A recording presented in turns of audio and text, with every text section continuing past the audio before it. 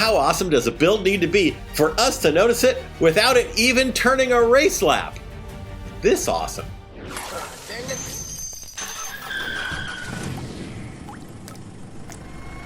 Of course, the plan was to turn a lap, or maybe even several, at High Plains in the summer of 2025. This team, Garage Baca, they were entered, drivers ready. They even had a carport reserved at HPR.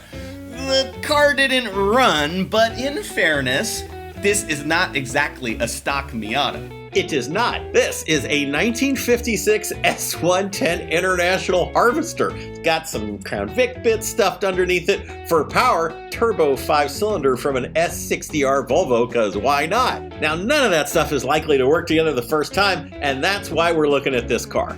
The team captain and builder Mike has raced in Lemons for a while now. This is his first solo build, and look, why not start with something that's really hard? Truck itself was a Facebook Marketplace score, wasn't running, wasn't even really rolling. The body was loosely perched on top of some old tow truck axles. But Mike had been doing Lemons racing and he knew, I'm gonna turn this thing into a totally sweet-ass race car. From his day job as a hoarder and car nerd, he already had a bunch of Crown Vic parts sitting around, so he said, here's what I'm gonna do. Ditch the tow truck axles, Crown Vic front suspension, custom Watts Link Crown Vic-esque thing in back. What could be easier? Next, he turned to the engine bay. He's a JDM guy, so his first thing is, a RB25 or a 1JZ. No shit. But those things, somewhat thanks to Lemons, are astronomically expensive. So he sat back and he said, you know what's really cool? 5-cylinder turbos from Volvos that are dirt cheap. I wonder why no one's discovered those yet. The engine donor for this build was a 2005 S60R. It was even cheaper than the usual S60 because it had been crashed into a house. Mike figured that was a good sign for this car's performance potential, and so he started figuring out how to adapt the engine, which is actually a Volvo B525, no shit, into the S110 truck.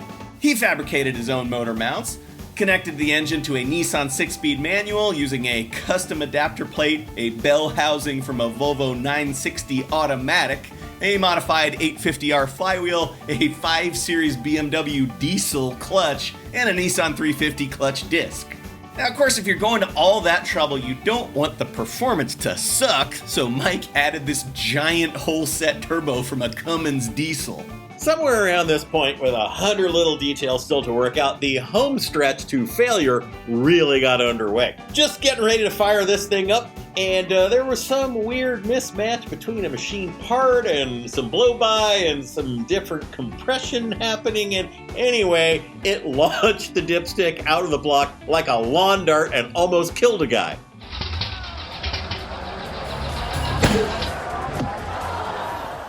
So yes, there were some indications that perhaps he would not take the green flag on Saturday, and in fact, that is exactly what happened. He couldn't sort it all out there on the ground. Car wound up being static art that weekend.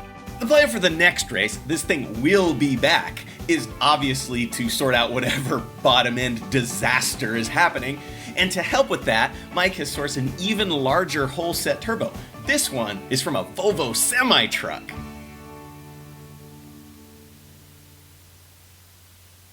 Wait a minute, what? Every second you don't subscribe or watch one of these videos, another Vega is sent to the crusher. Won't you help us save Classic?